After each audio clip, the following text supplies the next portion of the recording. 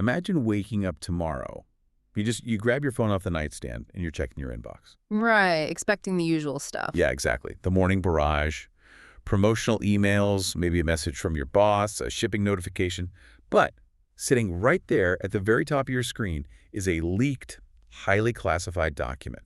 And it's dated March 24, 2026. And it explicitly tells you not to share it. It does. It doesn't ask for your credit card. Yeah. It's not, asking you to buy a ticket to some seminar. It doesn't even want your name. No, instead it identifies you, hypothetically, you, the person reading it, as a WASP. A wise and savvy person. Right. And this invitation is asking you, quite literally, to help overthrow global centralized governance, to architect a fundamentally new societal paradigm. Which is just the ultimate disruption. I mean, you aren't being invited to beta test a new app or join a social network. You are being invited to rewrite the source code of human civilization. Yeah.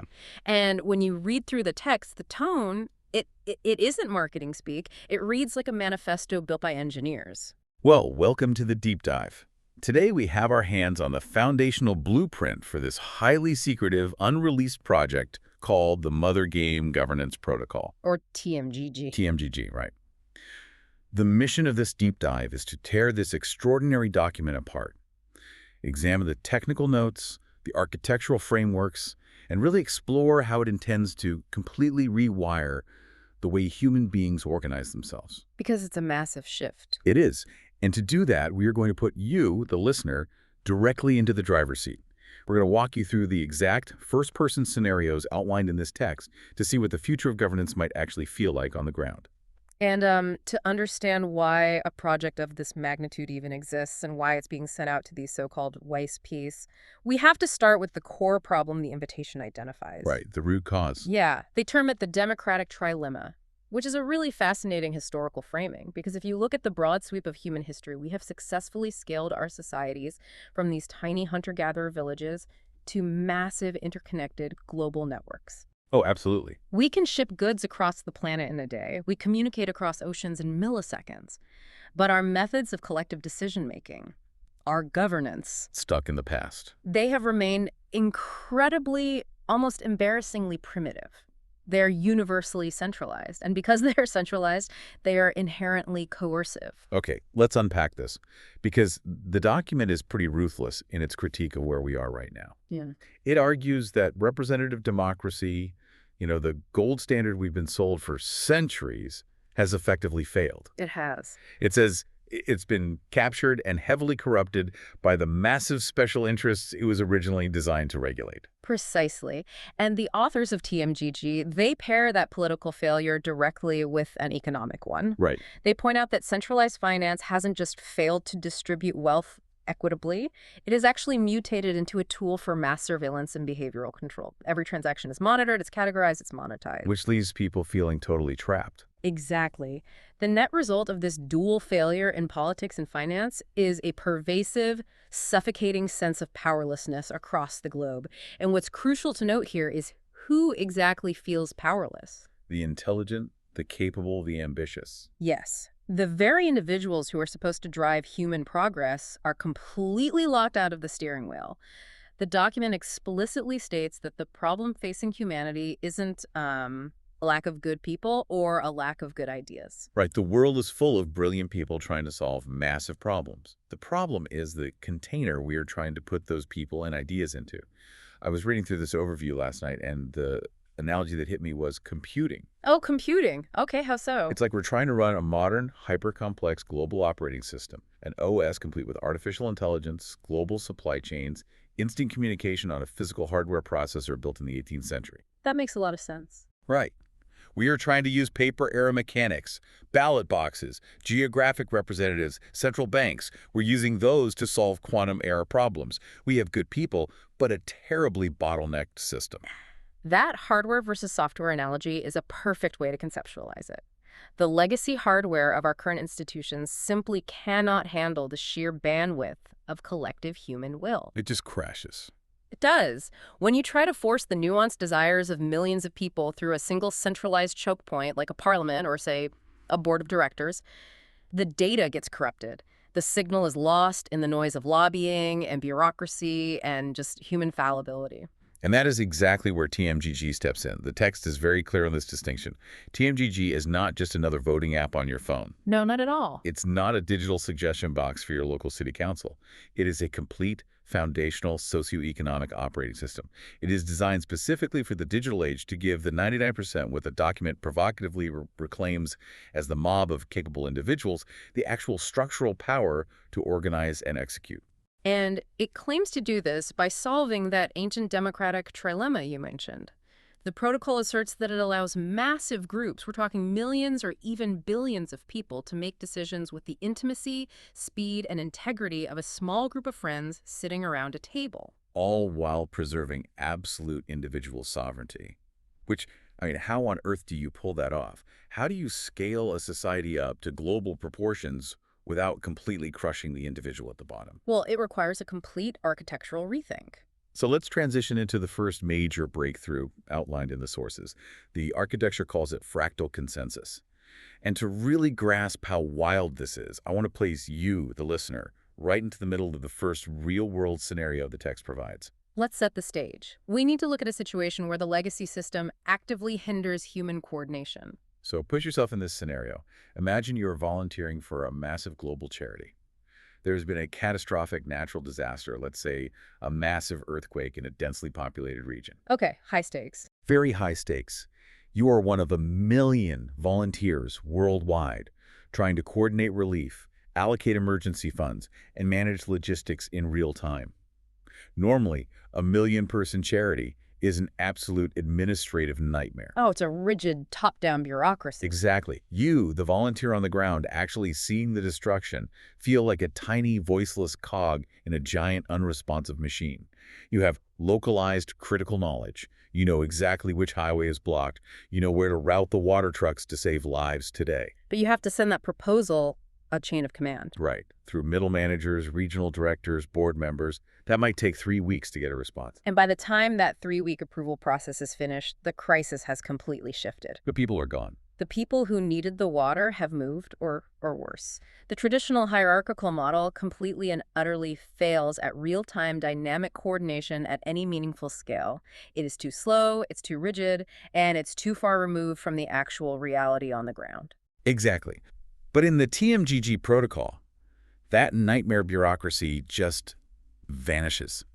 Even though there are 1 million people in this charity, and you are all trying to coordinate a massive global response, you only ever talk to 7 other people. And this is the genius of what the architecture notes call the fractal cube model. Let's break down how this actually functions for the user. Walk us through it. So you, as a participant in this global charity, open the TMGG interface. You are immediately placed into an 8-pack, a small interlocking group of exactly 8 people. Now, you aren't choosing your group based on who you like or who your friends are.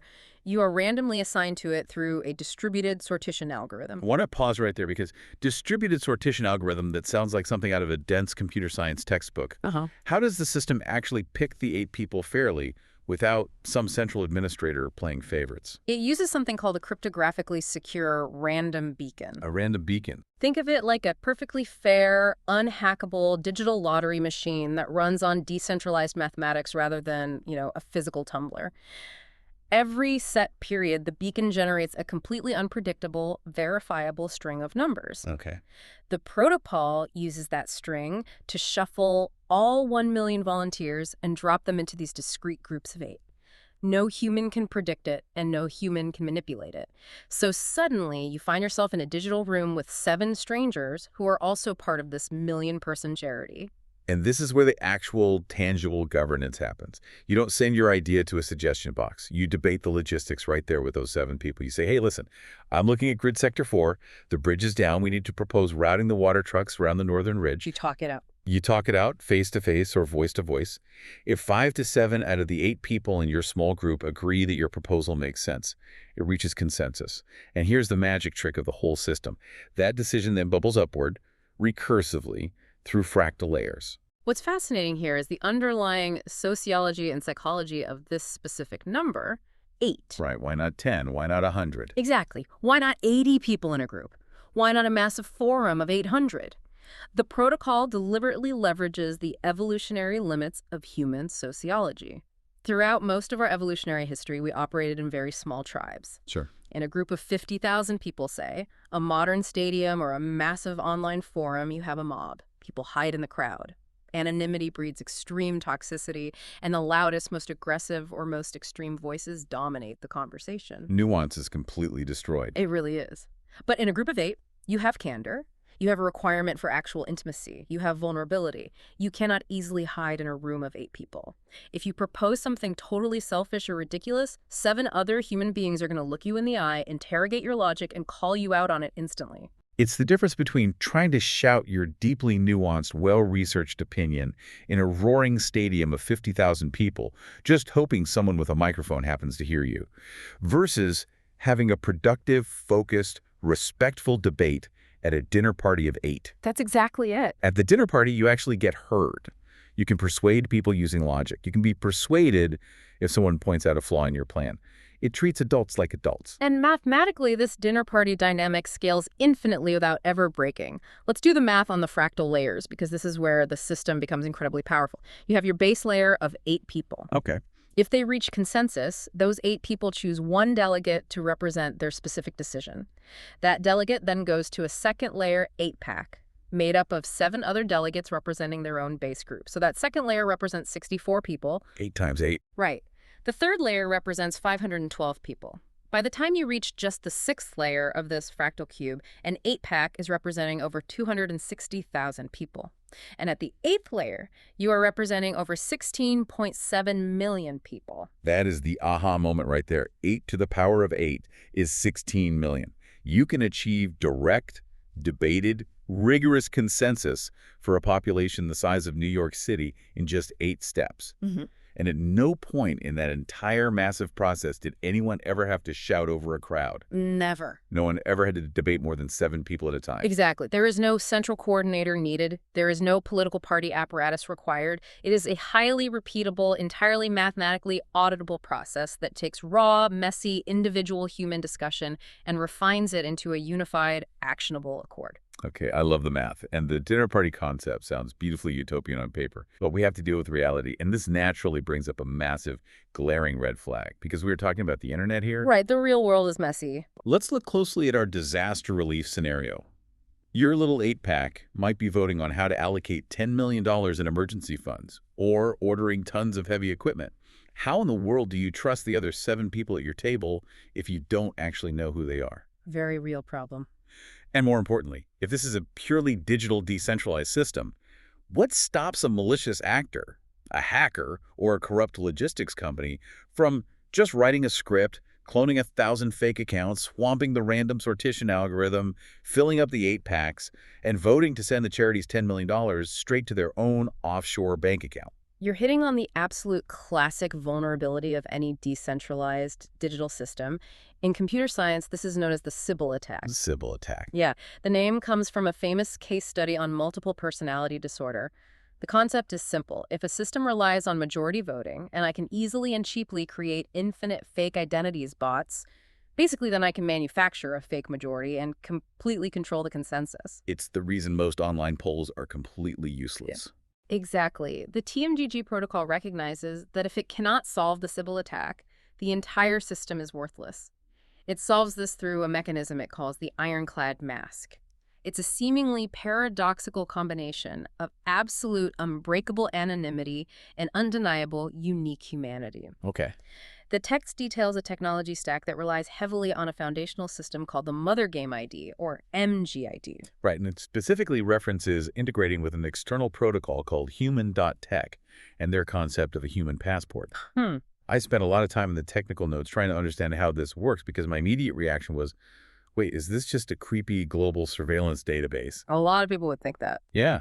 Do I have to send my passport and a retina scan to some server in Silicon Valley? That's the fear with legacy systems, yes. But TMGG utilizes zero-knowledge, or ZK, biometric proofs to prevent exactly that. Let's walk through, step by step, how you as a user would actually experience this, because the mechanism is vital. To get your MGID and enter the system, you have to prove to the protocol that you are exactly one unique living human being. This is one. You can't be a bot, and you can't be one guy running 50 accounts. So you might use the human.tech service to scan your biometrics like a facial scan or a palm print, verify your specific phone hardware, or leverage an incredibly dense web of trust network where other verified humans vouch for your physical existence. You do this verification process exactly once. Use once. But, and this is the critical paradigm-shifting part, the system does not store your face, your name, your IP address, or your government ID. I need to understand this zero-knowledge proof concept because it sounds like magic. How can I prove to a system that I am me without telling the system who I am? Think of it using a classic analogy. Imagine you have a large, incredibly complex Where's Waldo picture. Okay, I love Where's Waldo. You want to prove to me that you know exactly where Waldo is, but you absolutely refuse to show me where he is on the page because you want to keep that secret.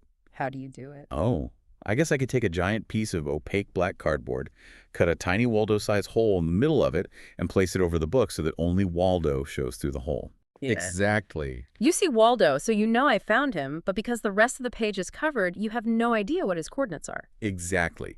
You have provided a zero-knowledge proof. You proved you possess specific knowledge Waldo's location without revealing the knowledge itself. The human.tech cryptography works similarly.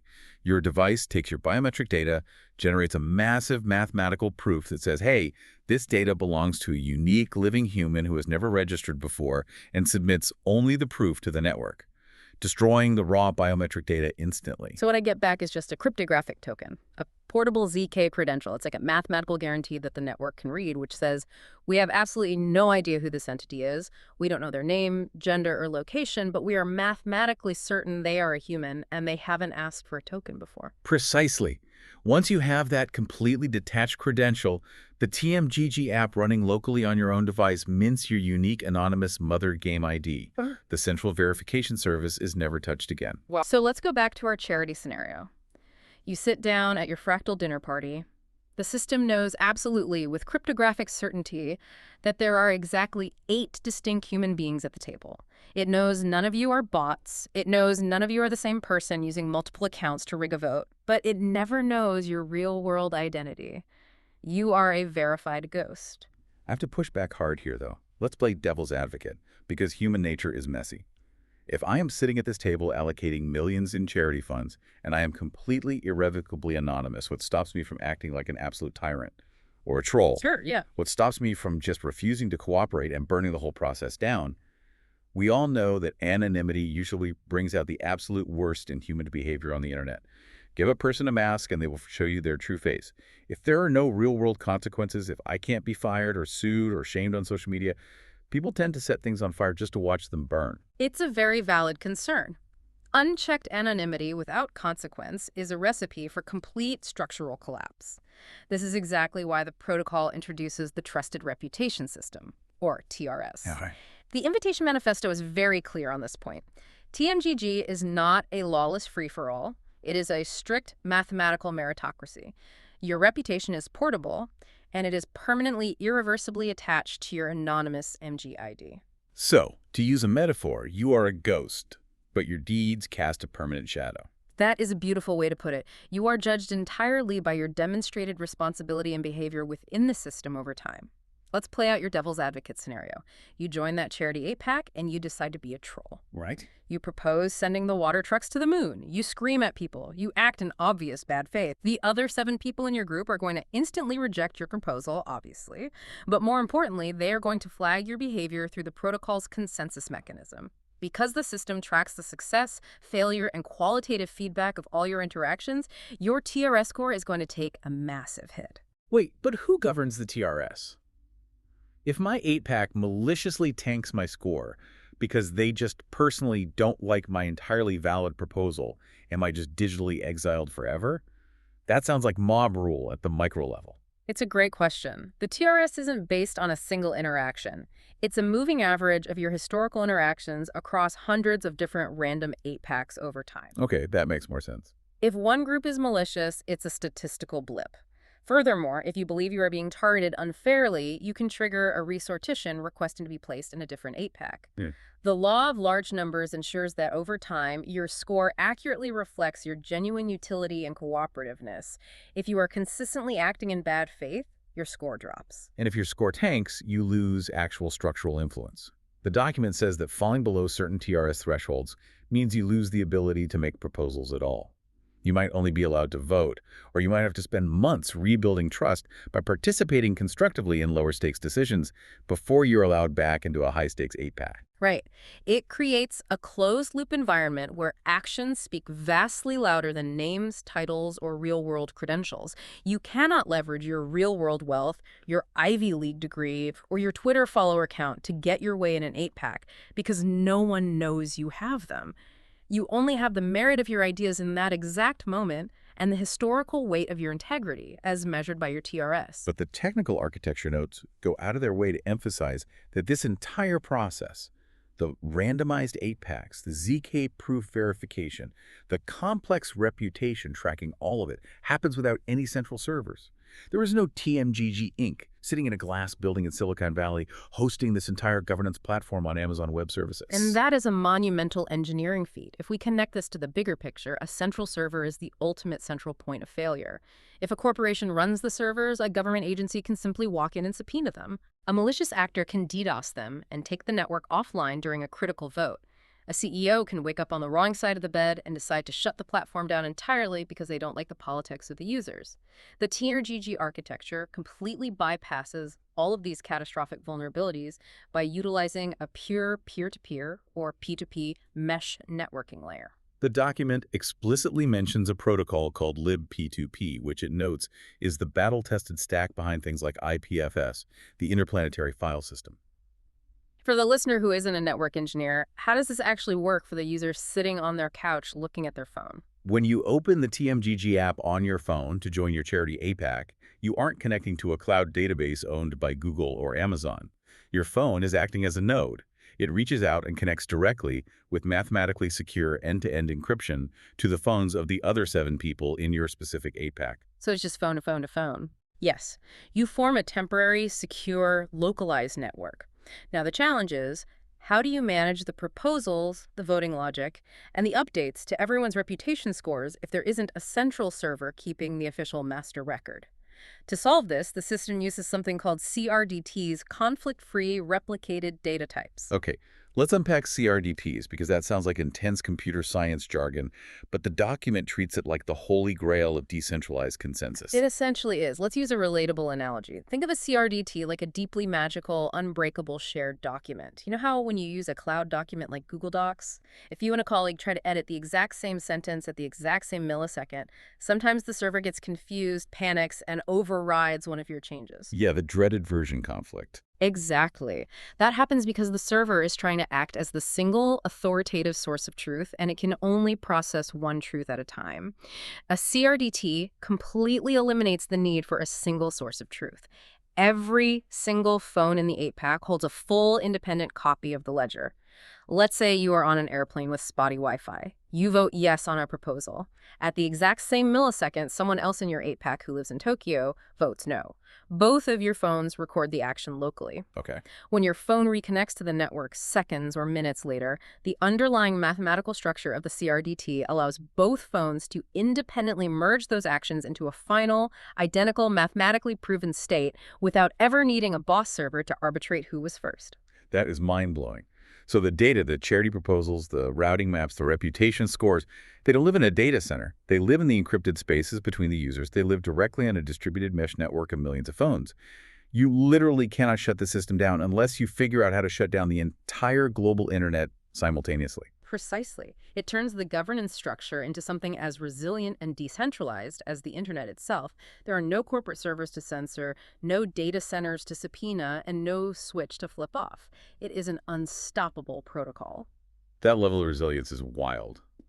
But it leads me to another massively practical, real-world problem.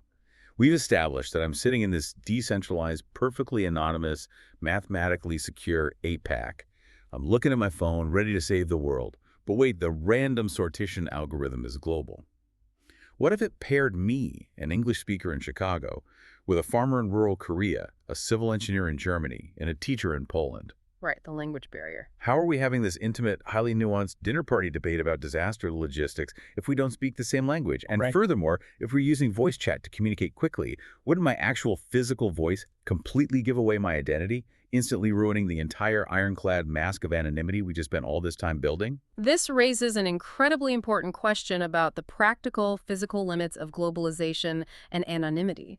If you mandate that the protocol runs entirely in English, you instantly disenfranchise billions of people across the global south and non-Western nations. If you force people to use their real voices, you instantly open the door to vocal fingerprinting by state intelligence agencies, not to mention unleashing all of our subconscious gender biases, racial biases, and class biases. Totally. The protocol addresses this head-on with a suite of features that center around what it calls the scrambled voice. Here's where it gets really interesting. I was reading the technical breakdown of this specific feature, and I had to put the document down because it feels like we are suddenly living in a high-concept science fiction novel. The document explains that these 8-pack meetings are held over WebRTC, which is just standard peer-to-peer real-time audio technology, the same stuff that powers standard internet phone calls. But what happens to the audio before it leaves your phone and hits the other person's ear is incredible. The primary architectural goal here is to protect the user's identity while perfectly preserving the nuance and intent of human speech. When you speak into your phone to argue your point, your voice is captured locally and run through a lightweight, on-device AI synthesis model. It instantly strips away your unique vocal characteristics, your pitch, your timbre, your regional accent, the gravel in your voice, and everyone else in the 8-pack hears your exact words spoken in a perfectly neutral, pleasant, synthetic voice. Or if you are incredibly paranoid about security. Yeah. Say you are a whistleblower in a hostile regime. You don't even have to speak. You can just type your thoughts into the chat interface, and the system uses text-to-speech to synthesize it for the group, giving you maximum plausible deniability. You are totally physically insulated from the digital avatar presenting your ideas. Exactly. But the language barrier still exists. This is where the local translation stack comes into play. And I must emphasize the word local, because if you capture the audio and send it up to an OpenAI or Google Cloud server for translation, you've just breached the entire privacy protocol. You've handed a centralized corporation the keys to your thoughts. Right. So everything, the transcription, the translation, the synthesis has to happen directly on the physical hardware of the phone in your hand. The document lists the specific open source AI models that make this seemingly impossible feat a reality. First, it uses an incredibly efficient AI called Whisper for speech-to-text. So I speak English, and Whisper transcribes my audio into English text instantly, locally on my phone's chip. Then it hands that text file over to a translation model called NLLB, which stands for No Language Left Behind. NLLB is a highly compressed model capable of translating between over 100 languages with incredible accuracy. It takes your English text and simultaneously translates it into Korean for the farmer, German for the engineer, and Polish for the teacher. And finally, it uses a third model, something like Koki XTTS, to take that translated text and synthesize it back into natural-sounding speech in the target language. So let's visualize this. I speak English into my phone in Chicago. A split second later, the Korean farmer hears my exact logistical argument, spoken in completely fluent Korean, delivered in a neutral, calm, synthetic voice. It's seamless. And all of this heavy AI processing is happening inside an app that the document claims has an install size of under 100 megabytes.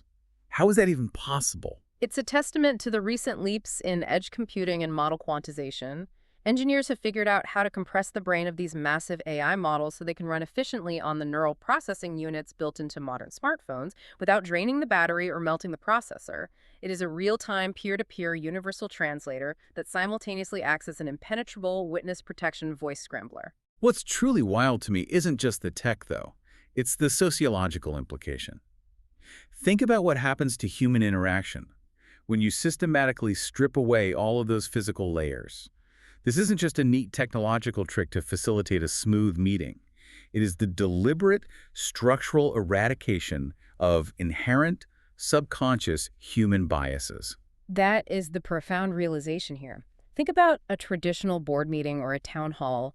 When someone stands up to speak, before they even open their mouth, the audience has judged them. Oh, absolutely. I see exactly where you're going with this. When you join a TMGG 8-pack, you are blind. You cannot see the person you are debating. You cannot hear their gender. You cannot guess their age from the crackle in their voice. You cannot judge them based on their regional accent, their vocabulary, or whether English is their second language.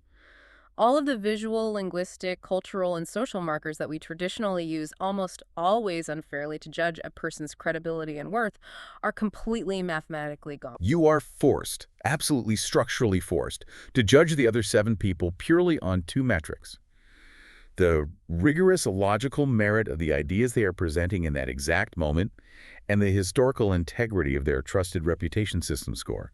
It is a pure, frictionless marketplace of ideas. It creates a scenario where the best, most efficient idea can truly win, regardless of whether it comes from a billionaire hedge fund manager sitting in a Manhattan tent house or a teenager sitting in an internet cafe in a remote village, because neither of them knows the status, the wealth, or the background of the other. It levels the playing field of human influence in a way that has never been possible in the history of our species. That is profound. It really makes you rethink what fairness actually looks like in a democratic debate. If we remove the charisma, what are we left with? But let's shift gears entirely, because while organizing a global charity or debating the philosophy of bias is great, the real world runs on hard economics. Yes, it does. We've established how to communicate securely and fairly. But how does this entire utopian KMGG system interact with the brutal, profit-driven reality of the real-world economy? Talk is cheap, but allocating capital requires stakes. Let's pivot to the second first-person scenario provided in the source material to see how this works with money. A very different context indeed. Let's look at the corporate world. Exactly. So put yourself in this new scenario. Imagine you are a retail shareholder in a massive, multinational, publicly traded corporation. Let's say a tech giant. In the legacy system we live in today, being a retail shareholder is basically economically meaningless when it comes to governance. Totally powerless. Proxy battles decide everything.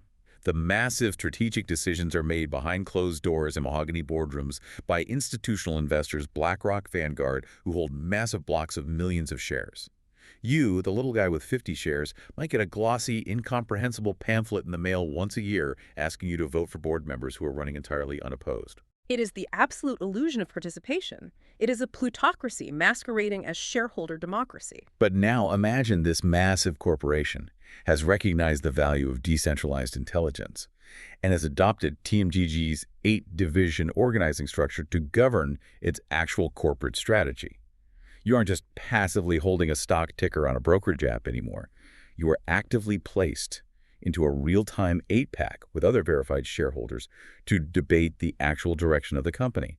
Should we acquire this rising competitor? Should we pivot our supply chain to renewable energy to save costs? Right. You debate, you reach consensus, and that decision bubbles up the fractal layers to become binding corporate policy.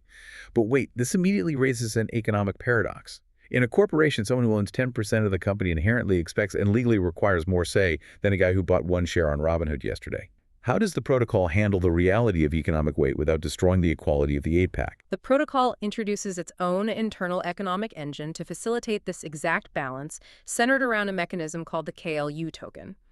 And we have to be incredibly careful here because the moment you say the word token or mention crypto in today's climate, people immediately imagine a speculative casino where useless coins are pumped and dumped by influencers on Twitter. Oh, exactly. Total scam vibes. But the source material is fiercely adamant that the KLU is not that. It is a functional utility currency designed specifically from the ground up to be insulated from speculative manipulation. Okay, let's unpack the KLU token, because this is where a lot of decentralized projects fail. The document explicitly says KLUs are not sold. They are minted into existence by consensus to reward members who donate value. It repeatedly uses the phrase, energy in equals energy out. What does that actually look like in practice for our corporate shareholder? To understand KLU, you have to contrast it with legacy money. In traditional fiat systems, money is printed arbitrarily by central banks, which often dilutes the purchasing power of the middle class holding it. In TMGG, value creation is entirely closed-loop, verifiable, and member-to-member. Let's say you are in that corporate 8-pack and you possess unique logistical expertise. You spend 40 hours researching and writing a brilliant, highly detailed proposal that outlines how the company can restructure its shipping routes to save $50 million annually in supply chain inefficiencies. It's massive. Your 8-pack reviews it, interrogates it, and approves it. The higher fractal layers review the data, approve it, and the company successfully implements your plan. So I provided tangible, measurable energy and immense financial value to the network. I didn't just tweet an opinion, I did the work. Exactly. And as a direct reward for that labor, the fractal consensus mechanism itself can propose and execute the minting of new KLU tokens directly to your anonymous MGID. You aren't buying these tokens on a crypto exchange with dollars. You are earning them through verifiable, consensus-approved contribution. The network effect isn't just a happy byproduct here, it's the core economic driver. The more value people contribute to the organization, the more KLU they earn, and the more robust the internal economy becomes. It perfectly aligns your individual prosperity with the collective success of the group. But going back to my question about corporate voting power, how do we balance the pure one-person, one-vote idealism of the 8-pack with the brutal reality that some people, founders, early investors, have heavily vested multi-million-dollar financial interest in the corporation? If it's pure democracy, what stops a million retail shareholders with one share each from voting to liquidate the company and pay themselves a special dividend, destroying the founder's life work? If we connect this to the bigger picture, the Invitation Manifesto emphasizes that the TMGG framework is highly adaptable. It is not a rigid, dogmatic religion. A cause group, like our multinational corporation, doesn't have to adopt a purely utopian communistic structure. The architects recognize that different organizations have different risk profiles, so they can mathematically fine-tune the governance parameters to fit their reality. The document specifically outlines what it calls a hybrid model. So they don't have to choose between full chaotic democracy and full rigid plutocracy. They can blend them. Right. A pure plutocracy is a system where the wealthy rule absolutely $1 equals one vote. Pure democracy is one human equals one vote. The corporation could implement a hybrid protocol where, for example, 50% of the voting power on any major strategic proposal is determined purely by the human consensus of the 8-packs, meaning the broad base of small retail shareholders has immense guaranteed structural influence. Okay. The other 50% of the voting weight on that exact same proposal could be determined by stake, how much KLU or legacy stock the participants hold. Let me make sure I'm wrapping my head around the mechanics of that. It maintains vested influence. The founders and major institutional investors still have a massively powerful voice because of their stake, but they are structurally prevented from acting as unilateral dictators. Even if an institutional whale owns 40% of the company, they still need to win over the human consensus side of the protocol to reach the necessary threshold to pass a policy. It completely neutralizes the hostile corporate takeover because a massive hedge fund can buy a majority of the stock, but they literally cannot buy the human side of the vote. It creates a stunningly elegant, mathematically enforced balance of power. It protects the organization from the volatility of mob rule, while simultaneously protecting the mob from the extractive nature of oligarchs. It is a scalable framework that can be beta tested in a single corporate department, say, letting the engineering team govern their own budget, or scaled up to run the entire global entity. It sounds incredibly powerful, revolutionary, really. But that sheer power leads us directly into the most terrifying part of this deep dive. If this system is actually as powerful as the leaked documents claim to be, if it can successfully coordinate millions of people, manage billions of dollars, and bypass legacy financial controls in a completely decentralized, uncensorable way, then incredibly powerful, deeply entrenched entities are going to try to break it. They will have to. It's an existential threat to the current power structures. It is the definition of an existential threat to centralized power. If TMGG works, the middlemen who currently run the world become obsolete overnight. So let's look at the final scenario to understand how TMGG defends its citadel. Imagine you aren't just organizing a charity or voting in a corporation. Imagine you are part of a massive grassroots political movement. You are using the fractal 8-packs to develop highly effective policy, raise massive amounts of untraceable capital, and direct real-world political representatives in real time. Millions of citizens are involved, and the movement is genuinely threatening the status quo. Okay, things are getting serious. Very serious. Suddenly, a hostile state actor, let's say a massive foreign intelligence agency like the CIA, or even a domestic security apparatus, decides this movement needs to be neutralized immediately. They want to infiltrate it, hijack the policy generation, and steer the movement off a cliff from the inside. This is the ultimate stress test of the protocol. When the stakes escalate to global geopolitics, the attackers have effectively unlimited resources, unlimited computing power, and highly trained personnel. Exactly. So let's run through the attack vectors. Attack vector number one, the civil flood. If I'm a hostile intelligence agency with a black budget of billions, why don't I just spin up a massive server farm in the desert, create 2 million fake TMGG accounts, swarm the random sortition algorithm, fill up the 8-packs with my bots, and simply outvote the real human citizens to dismantle the movement? We touched on the mechanics of this earlier, but this scenario is exactly where the human.tech zero-knowledge proofs show their teeth. The intelligence agency, despite its supercomputers, cannot mathematically forge those cryptographic proofs of unique humanity. To get 2 million valid MGIDs, the agency would literally need to find 2 million actual, distinct, living human beings, convince them to verify their biometrics or hardware through the protocol, and then somehow confiscate and control their local devices. It is physically, logistically, and computationally impossible to automate the creation of these accounts at scale. Okay, so the automated bot form is effectively stopped at the gate by the cryptography. But the document mentions an additional layer of economic defense against fake accounts called identity staking. How does that fortify the walls? Right. To further insulate the system from a highly motivated, well-funded adversary trying to slowly accrue fake identities over time, a high-stakes cause group like a political movement can require its members to stake a small amount of KLU tokens just to activate their proposal rights. If an intelligence agency somehow managed to slowly bribe or coerce 1,000 real people to create accounts and hand them over, the agency would then have to tie up massive amounts of real capital, state KLU, to arm those accounts with voting power. And if those accounts act maliciously, that staked capital is burned. It makes the cost of a Sybil attack economically devastating, even for a state actor. So if they can't use bots, they'll resort to brute force noise. Attack vector number two, the troll farm. What if the agency just hires 1,000 people in a warehouse, gives them legitimate verified accounts, and tells them to flood the system with ridiculous low-effort spam proposals? Just paralyze the political movement with sheer noise. Let's vote on what color the sky should be, or let's defund our own movement 10,000 times a day across every 8-pack. The protocol is structurally designed to let that noise die in the basement layer without ever disturbing the broader network. First, you have the minimum trusted reputation system scores. A brand new account, or an account with a low score, simply does not have the protocol permissions to propose a global policy change. They have to earn that right through months of verified constructive behavior. Second, remember the random sortition algorithm. Those 1,000 paid trolls sitting in a warehouse are mathematically scrambled and randomly scattered across tens of thousands of different 8-packs globally. They can't group up to form a localized majority. Exactly. A troll will inevitably land in an 8-pack with 7 genuine high-reputation participants.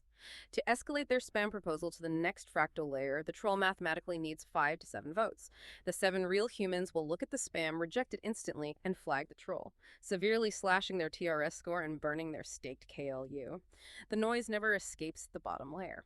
Furthermore, the on-device AI, the same whisper and translation models we talked about, can run small, localized language models to pre-filter and auto-reject obvious repetitive spam before a human even has to read it on their screen. So the system brilliantly uses the random distribution of the crowd as an impenetrable filter. But that leaves the most dangerous, insidious threat. Attack vector number 3, the insider threat. What if the intelligence agency doesn't use dumb bots and they don't use low-effort trolls? What if they recruit highly intelligent, deeply charismatic operatives? They plant coordinated sleeper agents who join the network, act perfectly normal, build up their TRS scores over years, and then, at a critical moment during a national crisis, they attempt to push a highly sophisticated, coordinated, bad faith agenda across multiple high-level 8-packs. I'm stuck on this sleeper agent idea. If I'm a highly trained operative, I know how to fake sincerity, I can charm 7 strangers at a dinner party. Why wouldn't that work here? This is genuinely the hardest attack to mitigate in any governance system in human history. But TMGG's ultimate defense mechanism here is not cryptographic. It is deeply intrinsically social. It relies on the small group social accountability of the 8-pack itself. Unpack that for me. Yeah. How does a dinner party stop a CIA operative? Let's play out your sleeper agent scenario.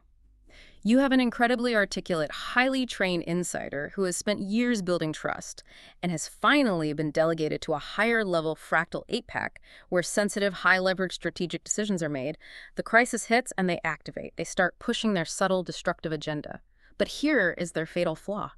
They aren't standing on a podium broadcasting a slick, pre-written speech to a passive audience of 1 million people who might be swayed by emotional rhetoric and dramatic lighting. They are sitting in a highly focused, interactive digital room with exactly 7 other highly vetted, highly intelligent, high-reputation individuals. The intimacy of the dinner party becomes an interrogation room. Yes. In that intimate conversational setting, bad faith arguments become glaringly obvious very quickly. When you push a narrative that doesn't logically align with the collective benefit of the movement, the other 7 humans aren't just listening, they are actively interrogating you. They can question your logic, demand empirical evidence, and probe the inconsistencies in your argument in real time. And remember, the operative is stripped of their physical charisma. The group is hearing a synthesized voice. They are judging pure logic. And because of the fractal compartmentalization, the higher layers only ever see proposals that have survived the intense, brutal scrutiny of the layers below them. Exactly. If the insider pushes their destructive agenda too hard, the group simply refuses to escalate the proposal. It dies right there. Furthermore, the protocol has network-level analytics. If the system detects coordinated talking points, say 50 different sleeper agents pushing the exact same highly specific destructive proposal in 50 different 8-packs simultaneously, the system can flag the mathematical anomaly as potential collusion. And if they are caught acting in bad faith, the penalty is absolutely brutal. It's devastating. Their trusted reputation system score, which took them years to build, is heavily slashed. Any KLU tokens they staked are completely burned. Their influence drops to 0. Years of careful, expensive infiltration work by an intelligence agency are permanently destroyed in a single afternoon by the collective peer pressure and social intuition of 7 anonymous strangers applying pure logic. So what does this all mean? When you step back and look at the architecture of these defenses, it's astonishing. The system uses the very nature of human social pressure, our intrinsic evolutionary ability to detect bullshit when we are face-to-face in small groups, as its ultimate firewall. Ridiculous proposals die fast. Infiltrators burn their reputation and their capital for nothing. And the system self-heals by naturally promoting those who consistently act in demonstrable good faith. It isn't just a machine, it's almost organic. It is an immune system built out of mathematics, cryptography, and sociology. It anticipates human corruption and structures the incentives to neutralize it. Which brings us back, finally, to the reality of the leaked WASP invitation sitting in your hypothetical inbox. We've spent this deep dive exploring a massive, complex blueprint for what the document calls democracy. A highly sophisticated system where the individual remains perfectly sovereign, perfectly protected, and perfectly anonymous over the group. But the group can mathematically scale to encompass the entire globe without losing its mind. And as we wrap up this analysis, it is crucial to highlight one final, overarching philosophical safeguard mentioned in the concluding notes of the text. Despite all the layers of cryptographic security, the elegance of the fractal consensus, and the rigorous accountability of the reputation systems, the ultimate check on power in TMGG is the absolute, frictionless ability for the sovereign individual to opt out. The fundamental right to rage quit. Precisely. In our legacy systems, you cannot easily opt out of your government. You are bound by geography, taxes, and borders. But in TLCG, if at any point the 8-packs or the specific cause group you joined, or even the underlying protocol itself no longer aligns with your personal values, you are completely free. You take your unique, cryptographically secure MGID, you take your hard-earned portable reputation, you take your accumulated KLU wealth, and you simply leave. You unplug. You are not trapped by a centralized authority. Because of this dynamic, the system only survives if it continuously, day after day, provides tangible value to the individuals within it. The moment the system becomes coercive or extractive, the users simply walk away and the protocol dissolves into nothing. It fundamentally flips the relationship between the citizen and the state. The state no longer owns the citizens actively lease their consensus to the state and can revoke it at any second. So I want to leave you, the listener, with a final provocative thought to mull over as you digest the sheer scale of this blueprint. We've talked extensively about removing race, removing gender, removing the sound of your voice, and stripping away all of our visual and linguistic biases until absolutely nothing is left but the pure, unadulterated logic of your arguments and the history of your actions. So ask yourself, who do you actually become when your influence in the world is measured solely by the value of your ideas and the integrity of your actions? It's a terrifying thought for some. It strips away all the unearned armor and privilege we use in the legacy world to shield ourselves from criticism. It really does. It leaves you with nothing but your merit. And more importantly, think back to that mundane digital inbox we started with. If you actually got this leap email today, calling you a wise and savvy person, asking you to be an architect of light and literally rewrite the code of human governance, would you have the courage to pass the knowledge test? Would you actually reply? It's the ultimate invitation to take responsibility for the future. It really is.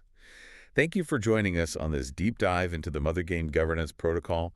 Look around at the centralized structures in your own life today, your workplace, your local government, your social networks, and ask yourself how an 8-pack might do it better. We'll see you next time.